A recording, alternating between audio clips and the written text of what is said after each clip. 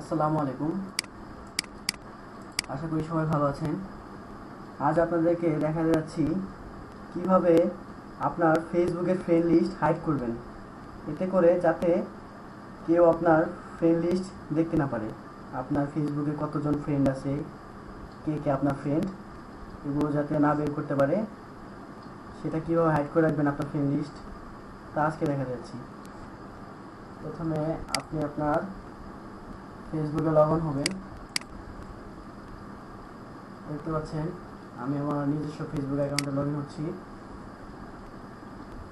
তারপর আপনার প্রোফাইলে ক্লিক করবেন।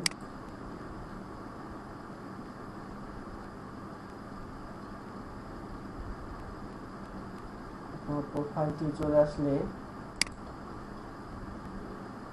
আমার নেট স্পিড একটু স্লো, সেই জন্য আসতে একটু দেরি হচ্ছে। তো আপনার প্রোফাইল চলে আসলে আপনি ফ্রেন্ডে ক্লিক করবেন। ফ্রেন্ডসে ক্লিক করলাম। এখানে আমার 4068 ফ্রেন্ড আছে।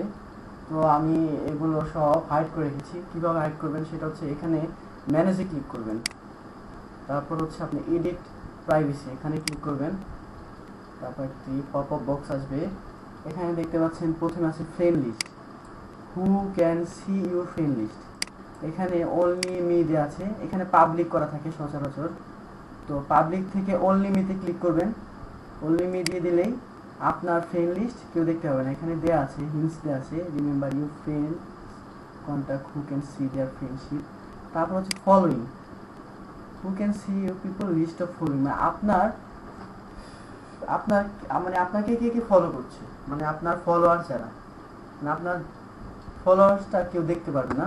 সেটা হচ্ছে এখানে পাবলিক থেকে অনলি মি করে দিলে আপনার ফলো যাবে, এবং আপনার ফলোয়ার্সগুলোকে দেখতে পারবে না।